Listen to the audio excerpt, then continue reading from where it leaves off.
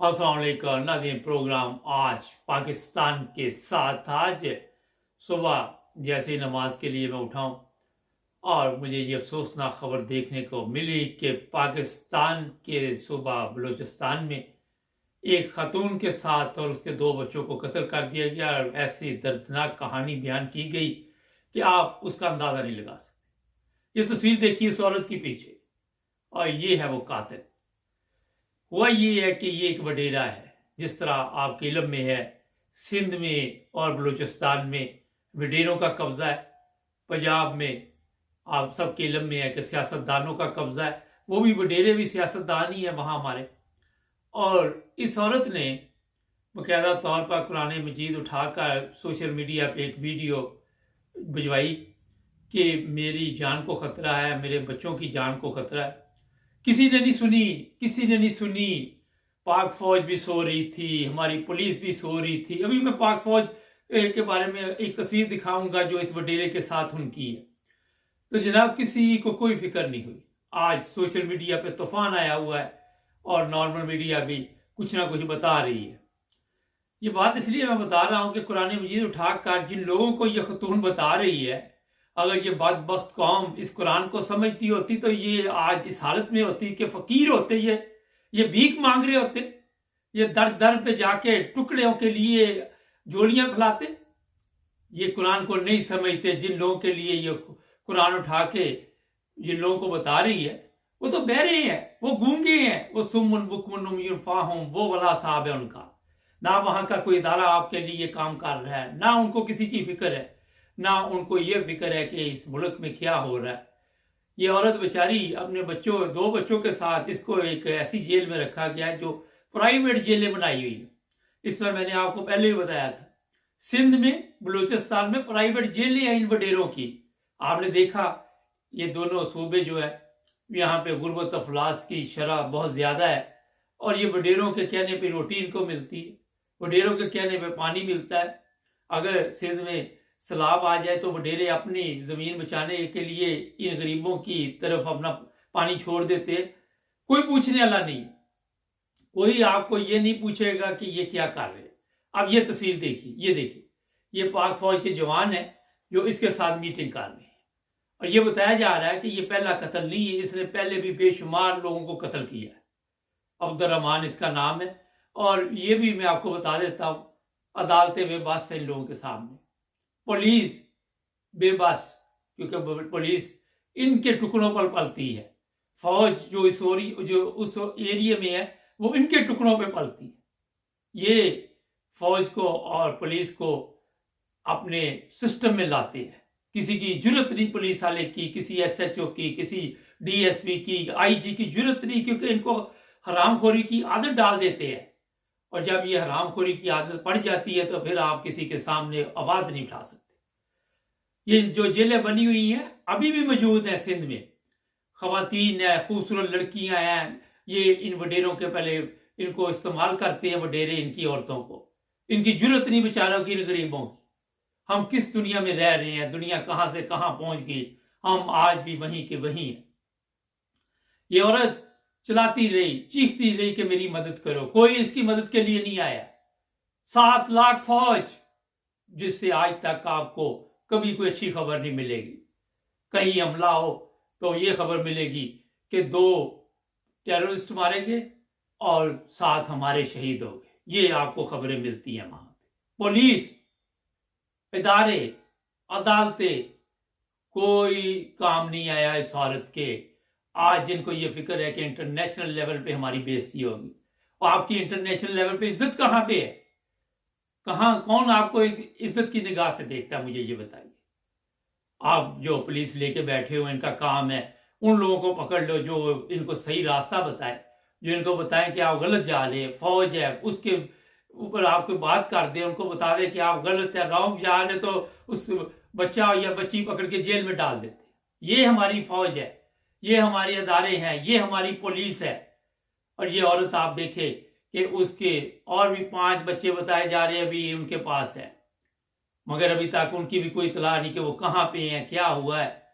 और इतना प्रेशर है इस वक्त कि अब कोशिश की जा रही कि वो उस बंदे को गिरफ्तार किया जाए। अब्दुर्रहमान को शायद करके भी छोड़ देंगे। आपके इल्म में है कि पुलिस का एक ऑफिसर था, वो ड्यूटी दे रहा था तो गाड़ी के नीचे दिया था एक वडेरे ने, और हरामखोर जज ने, उस हरामखोर जज ने उसे कहा कि इसकी गलती नहीं है, वीडियो सामने थी और वो तकबर में सबको गालियां बकवास कर रहा था, बक रहा था।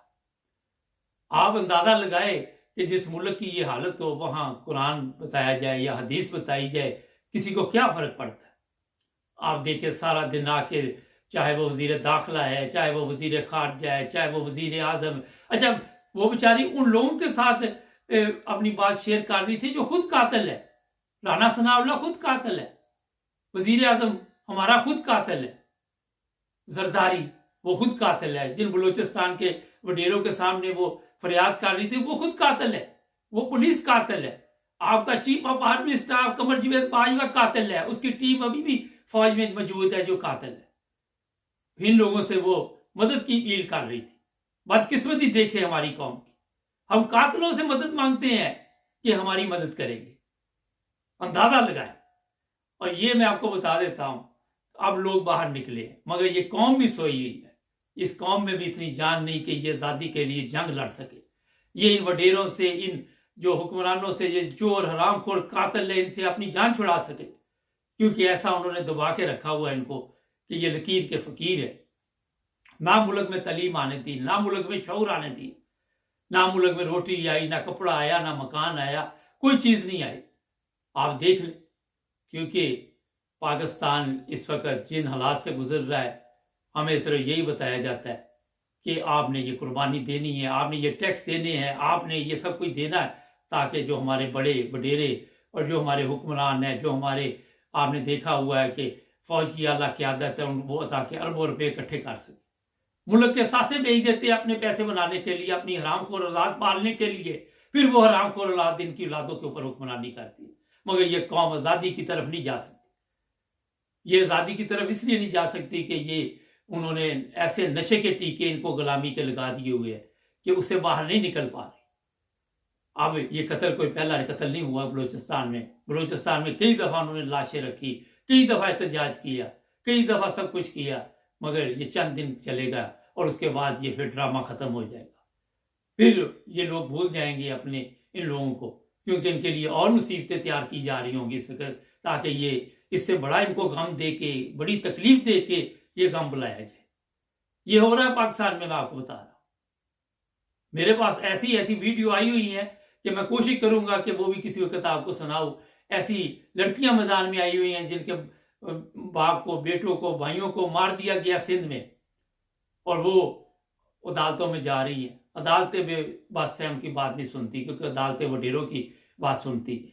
अदालतें जो है वो वडेरों के कहने पे चलती है, ना कि कानून के मुताबिक चलती है।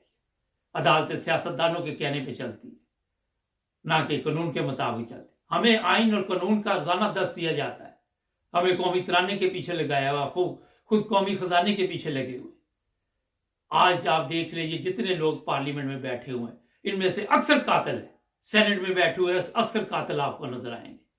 आप इनसे इंसाफ की तवक्को ढूंढ रहे हैं, इन अदालतों से इंसाफ ढूंढ रहे हैं, ये कभी भी आपको इंसाफ नहीं दे सकती। यकीन कीजिए, जब से ये खबर मेरे पास पहुंची है मुझे इतनी तकलीफ हुई है, और मैं बड़ी मुश्किल से नाश्ता करके मैंने कहा मैं इसी वक्त ये प्रोग्राम करूं। इंटरनेशनल लेवल पे इस बात को उठाना होगा। जिन लोगों से ये कर्जे मांगते हैं ये हरामखोर, जाके उनको बताना होगा कि हमारे वहां पहले कानून की हुक्मरानी हो, फिर हमें कर्जे दिए जाए। ये छोड़ दे कि ये पाकिस्तान के लिए कुछ कर रहे हैं, ये अपने पेटों के लिए कर रहे हैं, अपनी औलाद के लिए कर रहे हैं। अगर पाकिस्तान के लिए कर रहे होते तो पाकिस्तान की ये हालत होती। आप देखें कि आज इंडियन मीडिया हमारे ऊपर कैसे वादे उठा रहा है। वो बता रहा है कि पाकिस्तान कंगाल हो चुका है, हमने उसे भीख मांगने पर मजबूर कर दिया। और ये रोजाना सोशल मीडिया पे कोई बात कर दे उसको पकड़ लेते हैं कि आपने हमारे खिलाफ बात की। और अगर आपने ठीक काम किया तो हमें दिखाओ। 65 साल से आप खुद भी कह रहे हो कि हम गलत जा रहे हैं। 65 साल से यही बता रहे हैं कि हमारे हालात ठीक है। या तो बताओ कि आप गलत कह रहे हैं, हमारे हालात ठीक है, आप झूठ बोल रहे हैं, हम भीख नहीं मांगते। बताओ आके चीफ जस्टिस साहब, चीफ ऑफ आर्मी स्टाफ, वजीर आजम कोई बताए कि हम ठीक जा रहे हैं। ये भी नहीं बताएंगे। ये चंद चीजें मैंने आपको बताई है। अभी मैं आपको और भी ऐसी चीज़ें आज के प्रोग्राम में बताऊंगा, जो दूसरा हमारा प्रोग्राम होगा कि आप हैरान रह जाएंगे। हमारे चैनल को सब्सक्राइब कीजिए और आवाज़ उठाइए इस औरत के लिए। ये ना कि एक एक करके आप सबको इस तरह मार दिया जाए, और इस तरह की औलाद को, जब आप अपनी औलाद पे गुजरती तो फिर इंसान को पता चलता। जुड़े रहे हमारे साथ।